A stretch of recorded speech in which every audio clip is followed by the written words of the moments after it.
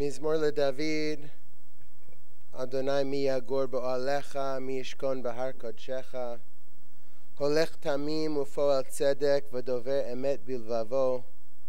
לא רגל על לשונו, לא עשה לרעהו רעה, וחרפה לא נשא על קרובו. נתזה בעיניו נמאס, ואת ירא אדוני יכבד. נשבע להרע ולא ימיר. כספו לא נתן בנשך, ושוחד על נקי לא לקח. עושה אלה לא ימות לעולם. A Psalm of David. Do we deserve to enter God's sanctuary? Can we merit a place in the presence of God?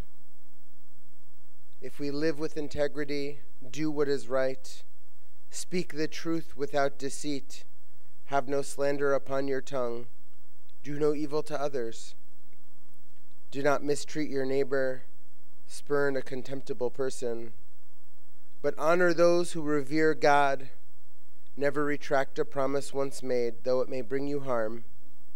Lend no money at unfair rates, accept no bribe against the innocent. Make these deeds your own, then shall you stand firm forever. We gather today to mourn the loss of Rose Spiegler, who lived with integrity, who always did what was right. In her 94 years, built family, built community, built a place in each one of our hearts that now stands empty. The 23rd Psalm. Adonai roi lo echsar minot eshe yarbitzeni al mei menuchot yenaleni nafshi yeshovev yancheni memaglei tzedek yancheni bemaglei tzedek leman shemo gam ki elech begeit salmavet lo irara ki ata imadi shivtecha umishantecha heima yenachamuni taharoch lefanai shulchan neged sorerai nishanta bashemen roshi kosi revaya ach tov v'chesed yirdefuni kol yemei chayai v'shavti bebeit Adonai leorech yamim. Adonai roi lo echsar. A Psalm of David. The Lord is my shepherd, I shall not want. He makes me to lie down in green pastures. He leads me beside the still waters. He restores my soul. He guides me in straight paths for his name's sake. Yea, though I walk through the valley of the shadow of death, I will fear no evil, for you are with me. Your rod and your staff, they comfort me. You prepare a table before me in the presence of mine enemies. You have anointed my head with oil. My cup runs over.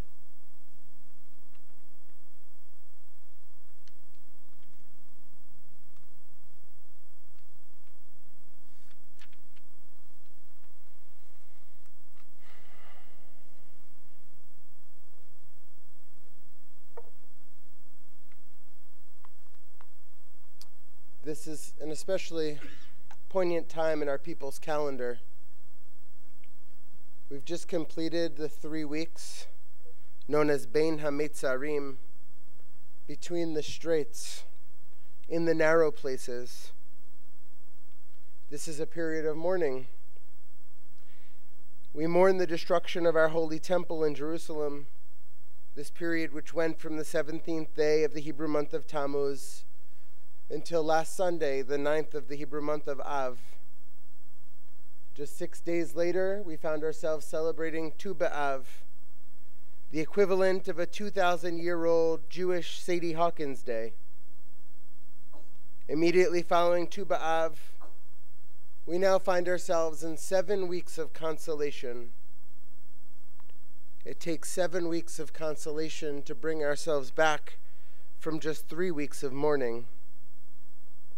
And then just as these weeks come to an end, we find ourselves ready to welcome in the Jewish New Year.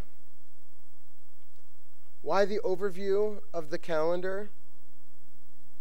Because it so mimics the lifetime of Rose Spiegler.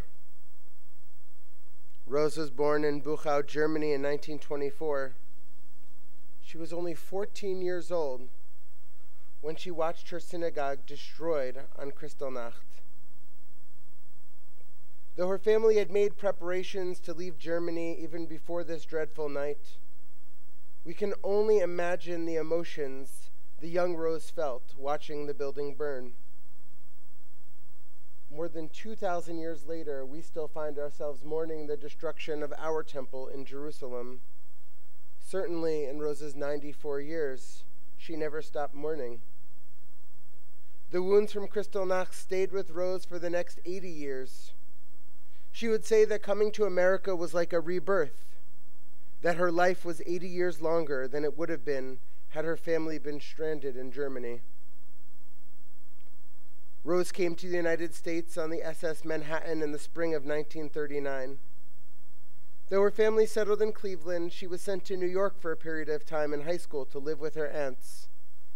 This was a miserable time in Rose's life. She mentioned it as recently as 3 weeks ago, how much she hated it. She spent a lifetime avoiding and questioning anything that remotely resembled the spinach that her aunts would make her clean and eat while in their care. However, life in America wasn't all that bad. Rose enjoyed going to the Cleveland Library, and she would take out German books for her grandmother to read. This is in spite of having gone through great lengths herself to rid herself of her own German accent. Just as we make an effort to do acts of loving kindness and repentance for the senseless hatred that caused the destruction of our temple, Rose committed herself to standing up for those who needed defending. When Rose worked at Joseph and Feist during the war, she approached her supervisor to express disgust with her fellow workers who opposed racial integration of their union. However, life wasn't all work and hardship. Rose loved baseball. She enjoyed seeing the Indians play and had especially fond memories of the 1948 World Series. Of course, in the early 50s, Rose met her beloved Alexander.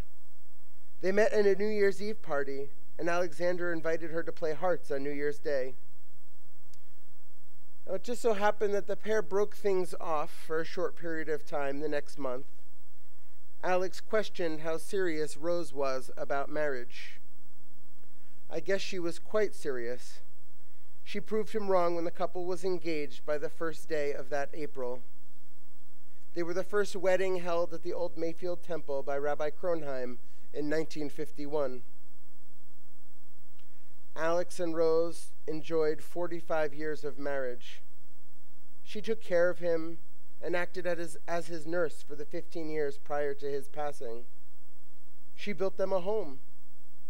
Rose hated cooking, but she did it anyway.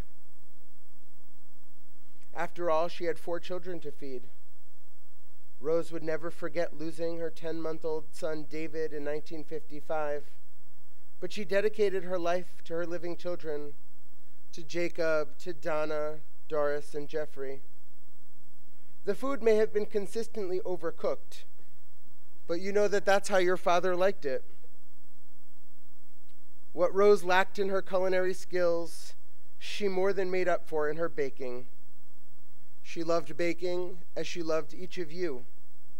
Her famous birthday cake with its layers of chocolate, mocha, orange vanilla, and that irreplaceable chocolate frosting. She whipped it up like it was nothing. Of course, we should mention that the two parents who themselves did not have college degrees put 4 children through college. They worked hard to do so, managing Alexander's Hardware, the family business. It wasn't all work, though. I know that you each have warm memories of Mom's raucous Maj nights. It must have been difficult to sleep with 4 Jewish women making the noise equivalent to a house full of guests. I know none of us here could imagine that, but I believe it to be true. You children went on to bring Diane, Phil, and Robert into her life. She was just as much a mother to her children-in-law as she was to each of you. You gave her Sarah, Laura, Jonathan, Leah, and Kate. She longingly waited by the window for you to bring her grandchildren to her. Rose was fiercely independent. Up until very recently, she did all of her own cooking, cleaning, and driving. She was happy in the home. As her capabilities lessened, she longed to go home. That is to say, she longed for the days of doing things for herself, for her husband, for her children and grandchildren. Rose Spiegler built a beautiful life for herself. The 80 years she lived in America following the destruction of everything she knew and loved in Germany were happy and fruitful years. Though no one ever fully gets over the loss of a loved one, we come together today grateful for the 94 years Rose spent in this world. In this time, she experienced destruction and renewal, love and friendship, joy and sorrow, consolation and renewal. As we come closer to the beginning of a new year in our calendar, we are grateful for the years granted to Shoshana Bat Shimon. May we be blessed to weather life's highs and lows as she did. May our memory of her bring us strength and blessing. And we say, Amen. Donna, if you'd like to come up and share a few words.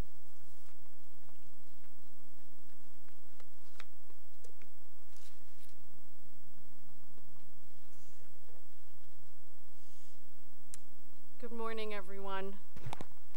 Thanks for coming today. I'm Rose's daughter, Donna, and it's my honor to share some stories about my mother with you, which somewhat overlap the rabbis. First, let's talk about that spinach. Anyone who knew my mother knew that she had an extreme aversion to spinach. After arriving in Cleveland from Buchau, Germany in 1939, the adjustment was difficult, so after a time she was sent to live with Tante Annel and Tante Wilhelmina. We call them the aunts, in New York City, in hopes that a change in scenery would improve her sullen disposition. Also, Mom was supposedly overweight, which is really hard for me to believe. So the aunts decided that the best way for my mom to lose weight was to fill up on spinach. Not only did my mother have to eat copious amounts of cooked spinach, boiled spinach, she had to clean bags and bags of the stuff every week. My mom spent about a year and a half in New York City and then returned to Cleveland. And she never ate spinach again. She never ate anything remotely resembling spinach.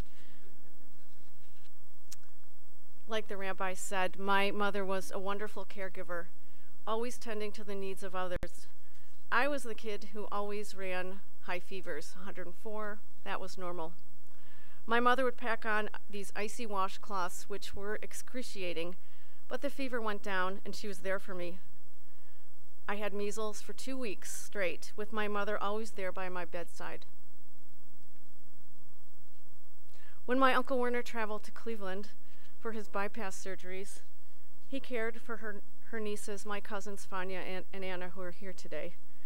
offering comfort to two bewildered young girls. As Anna pointed out this week, I was so grateful that the Cleveland Clinic was the best place for heart surgery because it was also near Aunt Rose.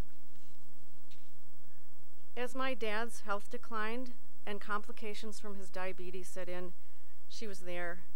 No, she wasn't trained as a nurse, but she had skills that rivaled one when it came to taking care of my dad, which she did lovingly for years and years and years. My mother was an expert crocheter. Some of us here today are lucky to own one of her beautiful Afghans. She made crib Afghans for all the nieces and nephews, grandchildren, all the newborns in the family.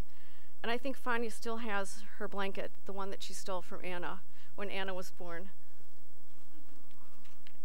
She loved to sew, and she sewed most of the clothing for me, my sister Doris, and herself. And a fun thing to do was to go shopping in downtown Cleveland to pick out fabric. We'd take the Shaker Rapid from Shaker Heights and eat lunch at the Silver Grill at Higbee's. Then we'd dump my brother Jeff for hours in the toy department, while my mom and my sister and I looked at fabric and patterns. As we left, we'd have a Frosty in the Higbee's basement before heading home on the Rapid. My mother's birthday was on April 28th, a birthday that she shared with her grandson Jonathan. And I know that when he was born, that was just a gift because my dad was already sick with his diabetes. Her brother Werner's birthday was May 1st, and they exchanged gifts. Uncle Werner would give his older sister $1, and 3 days later, my mom would give him a gift of $2, a larger amount being that she was older. After a few years, they just simplified the gift giving with my mom giving my uncle $1 on May 1st. My mother loved to celebrate family and birthdays, always asking, even recently, when are we getting together?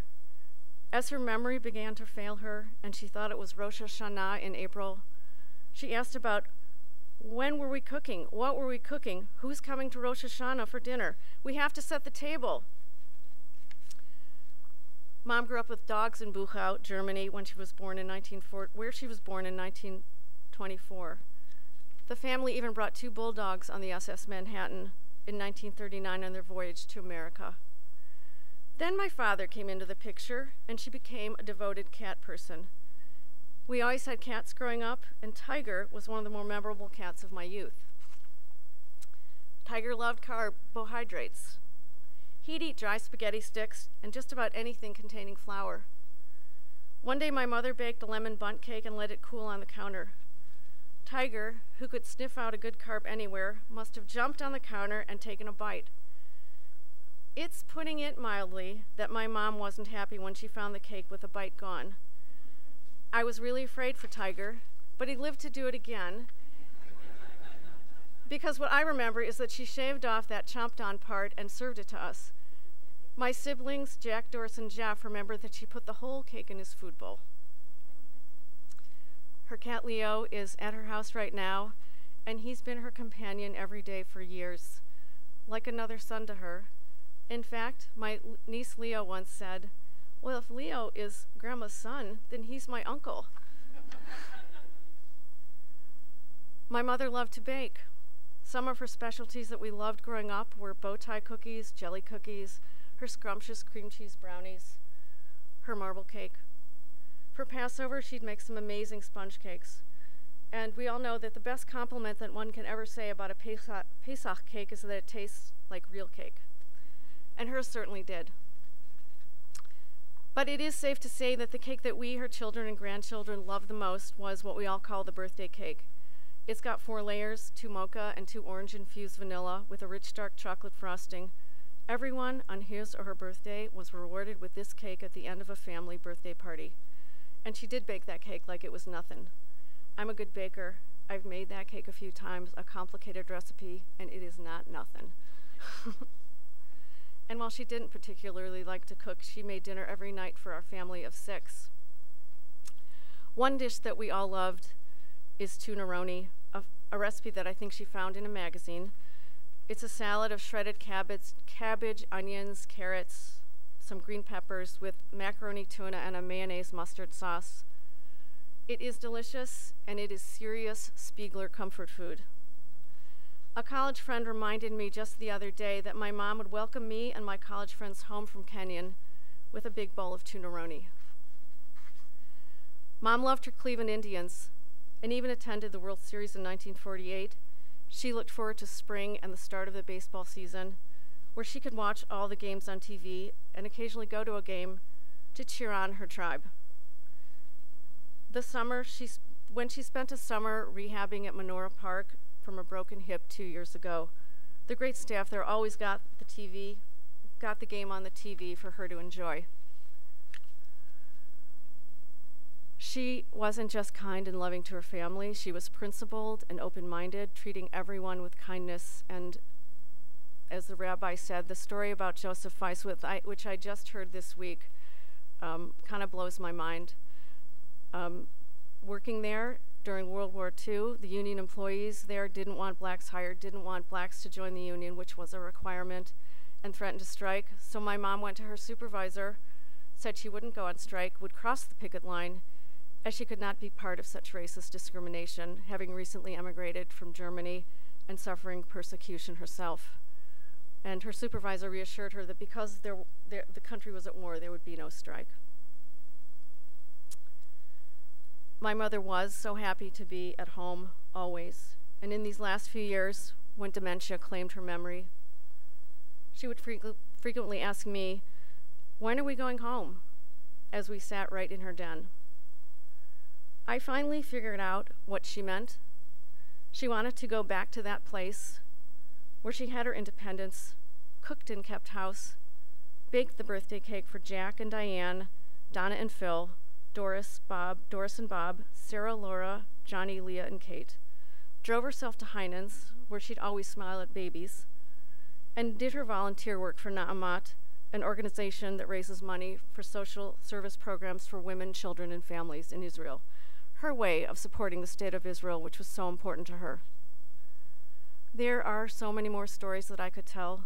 These are just a few about my mother of blessed memory. So as you go about your day tomorrow, remember to pet a cat, watch a baseball game, and Fania, it's okay to watch the Dodgers. Smile at a baby in the supermarket, all things my mother loved to do.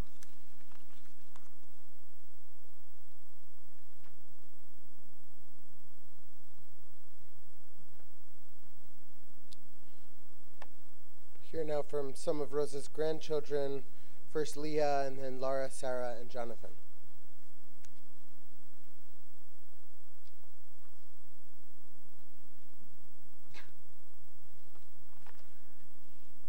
Hi, I'm Leah. I'm her Can you hear me?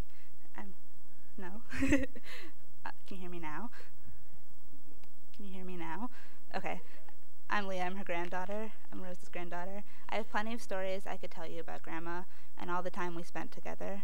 There were family vacations to Oglebay in West Virginia and trips to feed the ducks at Aurora Farm and Indians games downtown. But most of my memories come from her home. The blue carpet and wood paneling that lines so much of the place, the creaking sound the chairs make when someone sits down in them, the feeling of an Afghan wrapped around me in the already too warm house. These are all the things I kept thinking about as I tried to decide what I wanted to talk about with you all today. Every room at 3255 Van Aken holds a special place in my heart. In my grandmother's bedroom when I was little, I would stand in front of her dresser mirror on my tiptoes and try on all her jewelry, from the costume stuff to more valuable pieces I definitely should not have been touching. In the living room and dining room, I was a part of many family gatherings for both holidays and random weekend nights. We'd eat meatloaf and the famous birthday cake you've all heard so much about already. I'd play with my cousins and sit nearby as the adults played hearts. I never really knew what was going on when everyone played, and I still don't know the rules, but it made me feel very grown up to watch my parents and aunts and uncles and cousins and grandma play while drinking coffee after a meal. Upstairs in the giant playroom, on the days when Grandma would babysit me, she would show me her sewing machine and all of her crocheting magazines. I would play with my mother's old toys and in the giant bin of scrap fabric, while Grandma told me stories about making the dresses for my cousins at my parents' wedding. The office is where I would sneak away to nap and where I once tried to teach Grandma how to use the computer. It didn't go well. Even the basement holds memories of helping with laundry and looking through dozens of wicker baskets she had for some reason. In her backyard, Grandma would show me the cucumbers and tomatoes growing in her garden. Sometimes she would take me around the side of the house to pick raspberries, or to the front to pick from the sour cherry tree. When unripe tomatoes fell off the plants, she and I would gather them up and take them inside to the kitchen windowsill to let them go from green to red. The kitchen was always filled with cacti and secret treasures. Whenever I visited, she would take me to the drawer that she kept filled with fancy chocolate, and we'd share a piece, or to the drawer dedicated solely to M&Ms, and we'd share a little bag. Or she'd split a giant almond cookie she brought from Heinen's with me, always letting me eat all the chocolate frosting on the bigger piece. When she babysat, we'd argue playfully over what to eat for lunch. Tell me what you want, and I'll tell you if I have it, she'd say. Tell me what you have, and I'll tell you what I want to eat, I'd retort. I never won the argument, though. She was more stubborn than me. We'd go back and forth like that until I was laughing so hard I couldn't breathe. In the end, we always ate the same things. French fries made in a box in the microwave, or Easy Mac with apple juice boxes or Hawaiian Punch. Clearly the only vegetable or remotely healthy thing in the house were those tomatoes on the windowsill. Sometimes I'd help her bake in the kitchen, standing when I was little on a kitchen chair to see over the counter as she poured flour and cracked eggs. Or Grandma would take me to the window by the kitchen table. We would look at her bird-watching book, and then look for those birds in the shrubs in the driveway, and I'd pretend not to be disappointed when they were always the boring old sparrows and never the cool birds in the book. The smallest room in the house holds the most memories of all for me. The den, lined with decades' worth of yellow National Geographic magazines and photos and books, is where I spent countless afternoons watching TV with Grandma. From cartoons when I was little to the grisly crime shows we both loved when I got older. The den is where my love of baseball was nurtured and where the Indians first broke my heart in the playoffs. It's where Grandma tried to teach me many times in vain how to crochet. We never did figure out how to deal with me being left-handed. It's where I heard all of Grandma's hundreds of stories about cats and life in Germany a million times, where she'd show me her cat fancy magazines and wedding album. For as long as I'll live, I'll never forget that her wedding dress was a graduation dress and it cost less than $30, or that there was a family cat named Ugly. And when I think about Grandma, I'll always picture her sitting in the den in her favorite spot on the brown, scratchy couch with one of her cats, Leo or Gus, curled up beside her. The last few days, the only place I've wanted to be is at her house. As I stand here missing her, everything I just talked about makes me feel comforted. And that's what Grandma and that house have always represented to me, comfort. She was a lot of things: a mother, a survivor, an okay cook, and a wonderful baker. She was unfailingly welcoming and kind and the steadiest person I've ever known. And for me, she was someone who was always happy to see me, who made me feel comfortable and safe and loved. I'm grateful for the impact she's made on my life.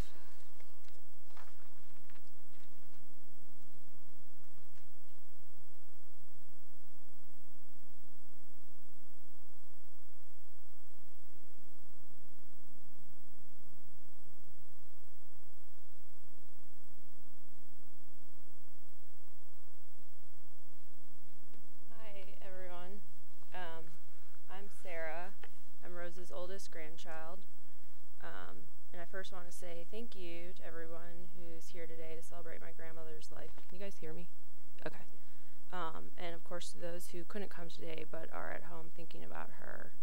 And as I'm listening to all the stories about her, we all have some very similar things to say. And so what I want to talk about today is why I'm celebrating my grandmother's life. Grandma Rose, as she was known to me and all her grandchildren that are here today, was a hugely influential figure in my life. And because of the kind of person that she was, I know she also touched many of the people in this room in many ways, big and small. As I grow older, I hope that the way I live my life reflects many of the qualities about my grandmother that I respect and value so much. In so many ways, I'm sad that she will never be around again for me to talk to or to meet the new people in my life. How do you explain the essence of Rose Spiegler to someone that has never met her, or why she was so important to the people in her life? Even though words will never fully describe why, I do want to talk about some of those right now. Growing up, I learned that Grandma Rose was a person of incredible strength, grace, and courage. I came to know her in my childhood through her love for me as a grandparent and through the stories that we've all heard about her life. So I did not know Grandma Rose when she was the child living in Germany, or as a teenager when she moved to the United States when she was 14 and she spoke no English. I didn't know her when she met my grandfather, and of course he was impressed because she knew how to play the card game Hearts better than he did. She liked to say that. Or when she raised 4 children in Shaker Heights and there were cats and kittens everywhere, both at their home in Shaker Heights and at the hardware store that my grandfather Alex ran in Cleveland. I was not around when my dad met my mom and they got married and moved to a house not far from my grandparents. I didn't know her in any of these times of her life. One of my first memories of Grandma Rose and Grandpa Alex was around the time when my younger sister Laura was born. I spent the week before she was born helping my grandparents pack up their house on Fernway Road so that they could move to their new house on Van Aken Boulevard. I remember helping as much as a 4-year-old can help, packing stuff away and sitting on boxes in the kitchen to eat supper. Yes, many of you remember that Grandma Rose always ate supper, not dinner.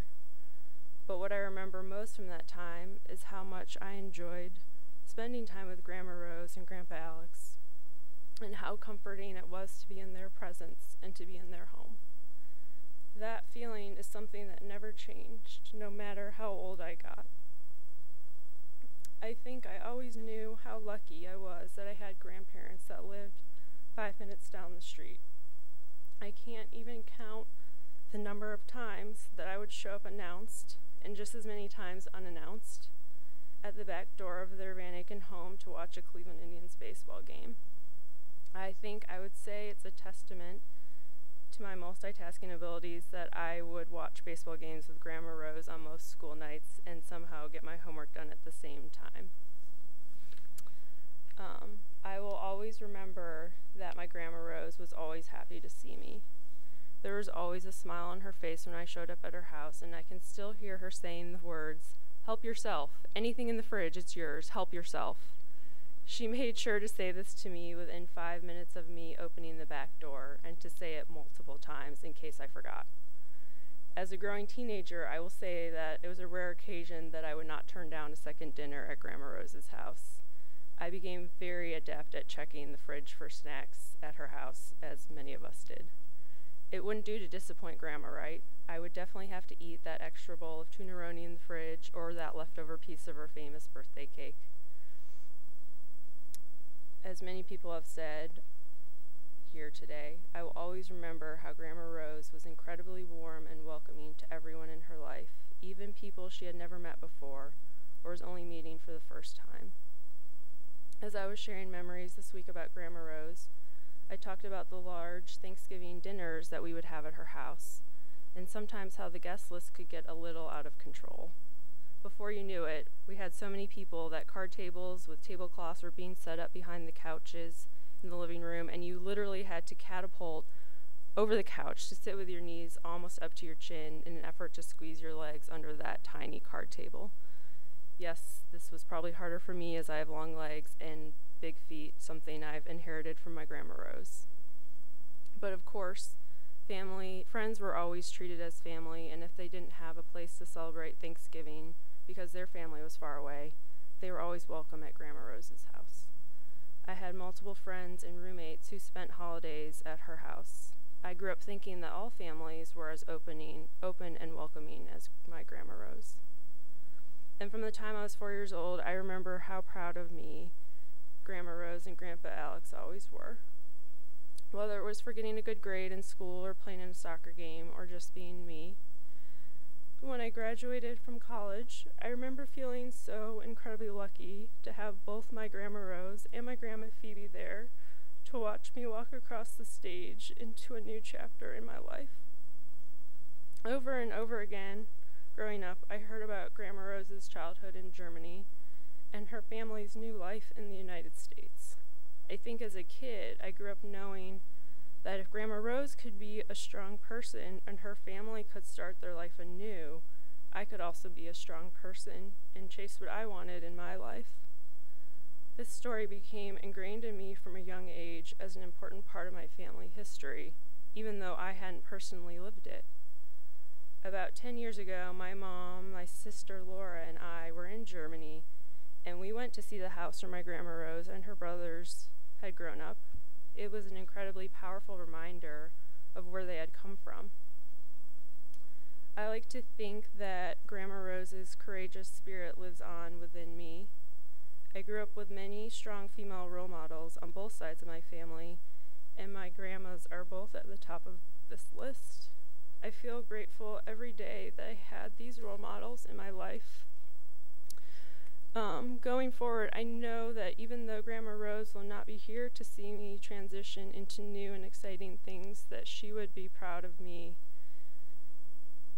As I think about what a good long life she had, I hope that I can live in a way that reflects the strength, grace, and courage that I so admired in her.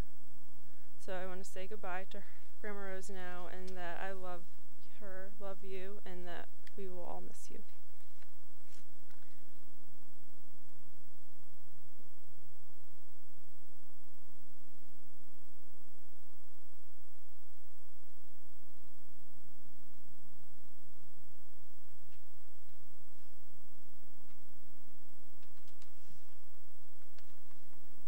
Hi, I'm Laura. I'm also one of the granddaughters.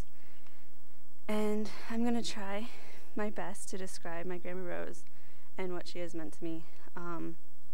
She was, as many people have said, a kind and caring person, one who always welcomed people into her home, no matter who they were.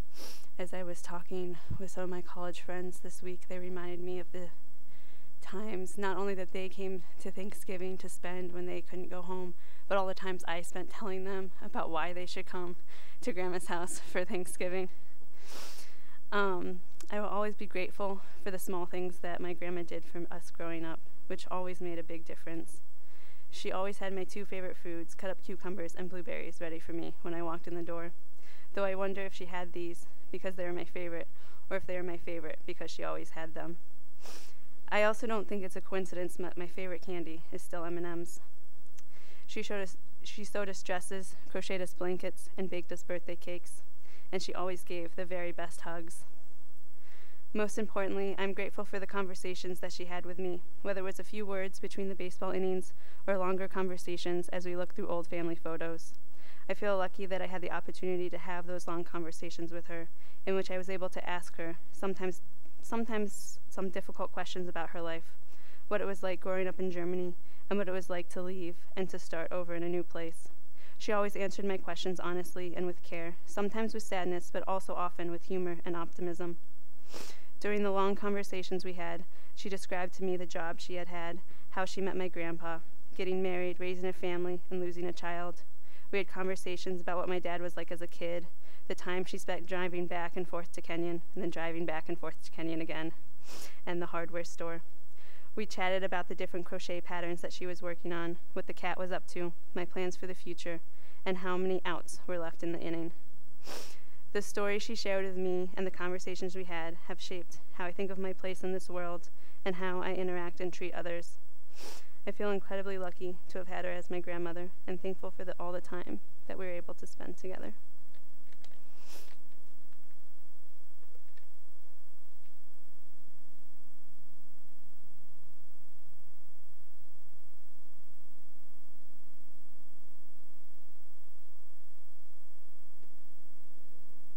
Hello, I'm Jonathan. I'm her grandson.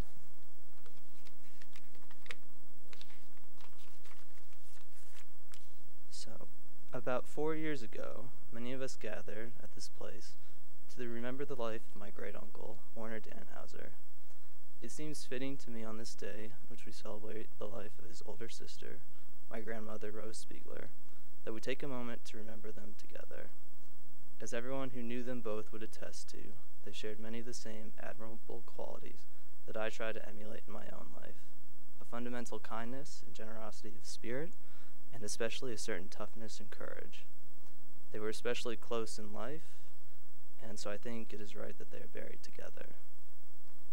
My grandmother was many things to me. While I have long maintained that she was born on my birthday, I suppose it is time for me to finally admit that it was in fact me who most rudely intruded upon her special day. And I'm grateful that for 27 years she consented to sharing that day with me. Growing up, she was a wonderful grandmother. I am a notoriously picky eater and have never liked cake very much, yet she always managed to bake the only cake I would eat as a child. I think every speaker so far has mentioned this birthday cake, so that should tell you something about this cake. It's the common thread. I was also especially impressed by the fact that she was the only living person I knew who had actually seen the Cleveland Indians win a World Series in person. Something I'm not sure I would have believed if she hadn't assured me that it had in fact happened. This loss is very painful and sad for all of us. I admit that it has knocked me off my feet the last couple of days, but it has also got me thinking about the pain of losing a loved one, and I found some comfort in the example of my grandmother. First, I think the pain partially comes from having something so good taken from us.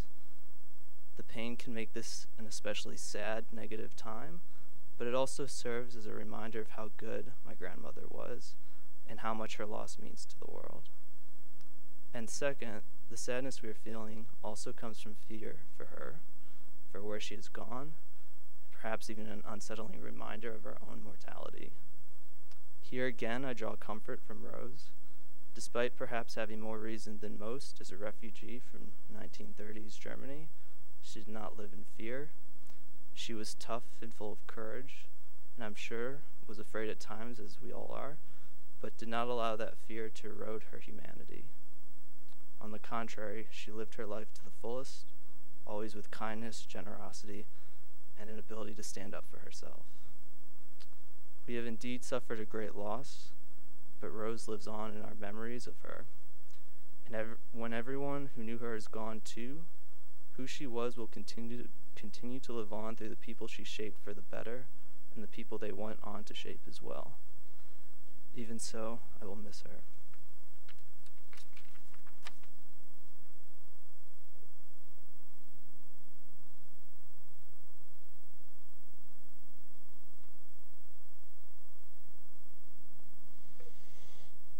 Certainly,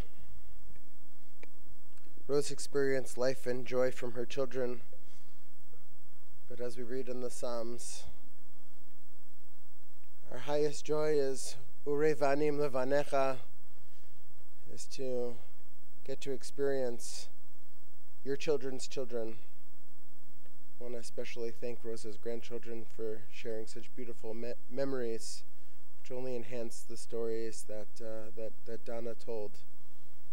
Certainly a sign of a life well lived.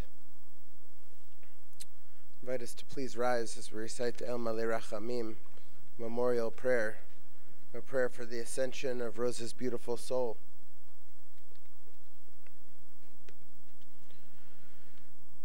El Malei Rachamim